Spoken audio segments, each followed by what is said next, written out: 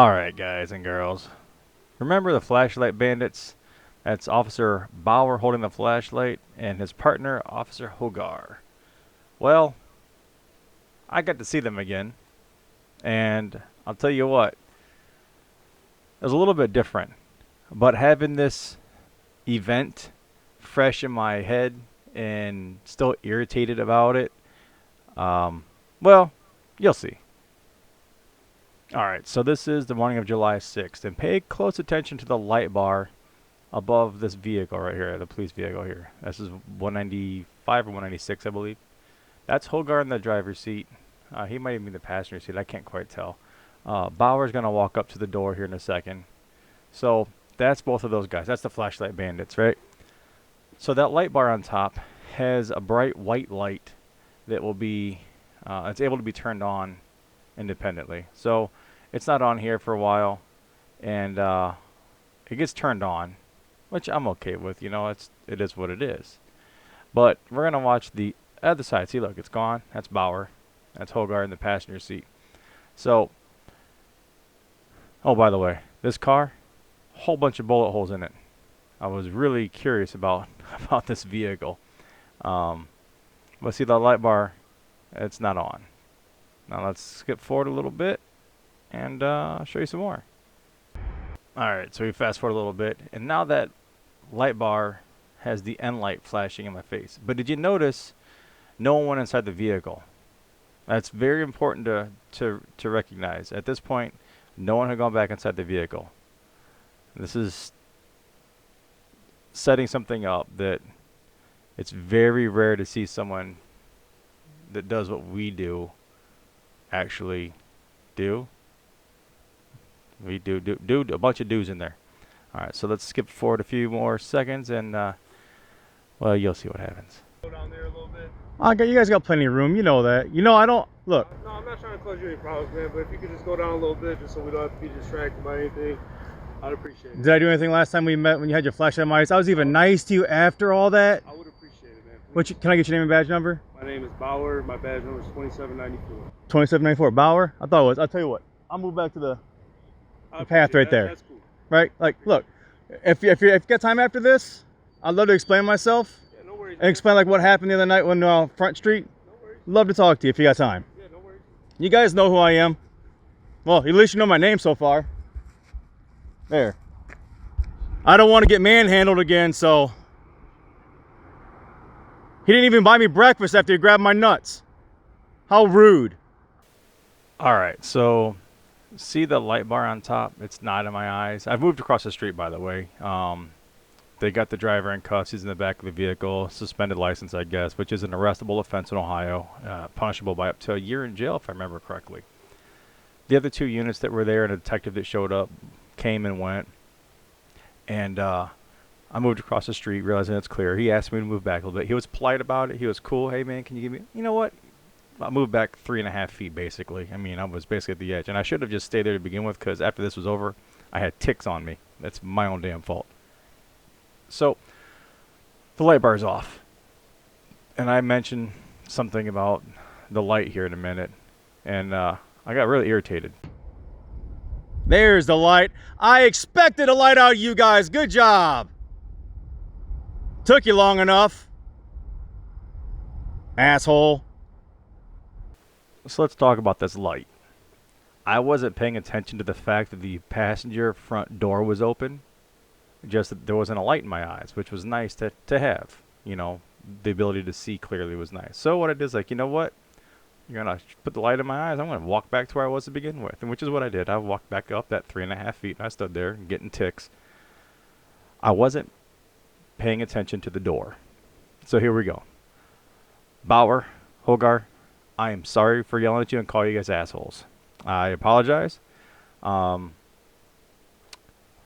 Your driver's side front door was cracked, which is why the light wasn't shining on the driver's side when I was over there. Once you shut your door completely, the light came on. That's how those light bars work.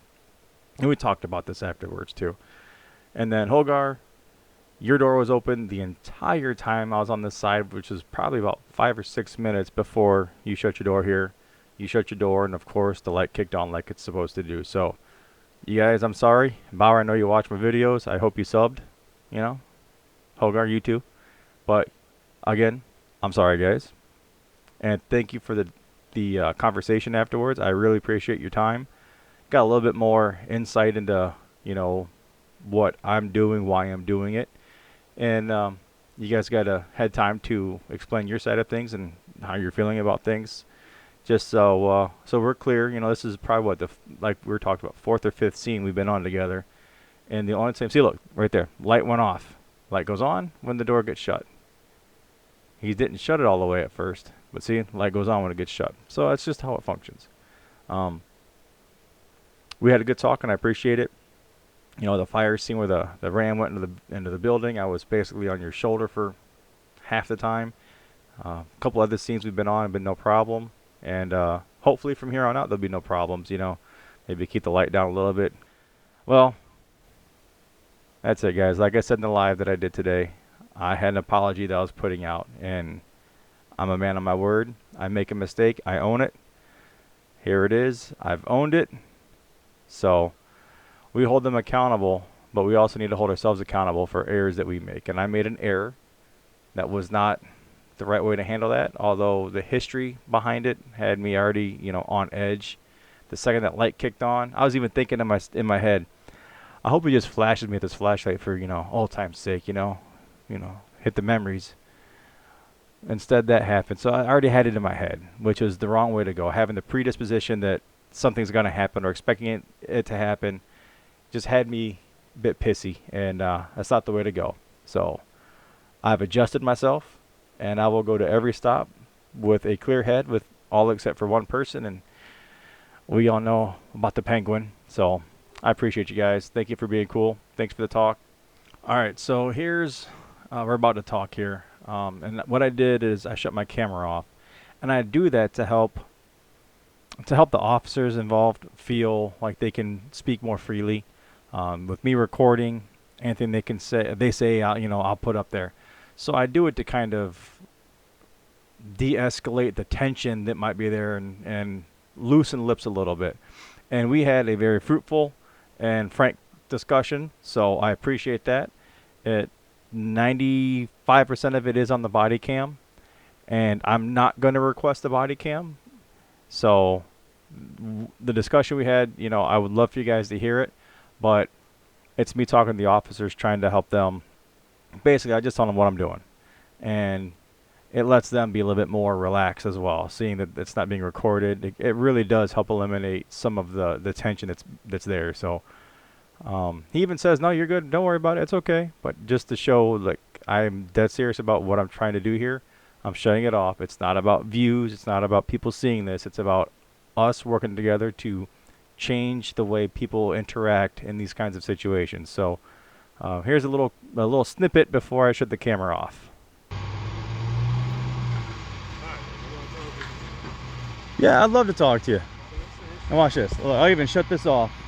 All right. This is what I like. If I want to talk to you guys, like I'm just not recording stuff happening. All right. So watch. So there it is. You know, no camera recording on my part. Theirs is on. Hogar and Bauer both. We interacted. Good conversation. Good talk. Hopefully they didn't have any ticks that embedded. I was lucky enough that I felt them crawling up my leg, and I picked them up and threw them out the window right away. But yeah, guys, I appreciate it. You know, I'm sorry for popping off, but hopefully the next time it'll be even better. So, you know, we started off great, got a little rocky, but hopefully we can, you know, keep this going, keep this momentum. You guys know that I hope you know by now that I'm not a threat to you guys. Been on multiple scenes. It's just about recording the scenes and that being that. So I appreciate you guys. Stay safe, and as always, take care of yourself and each other. See ya.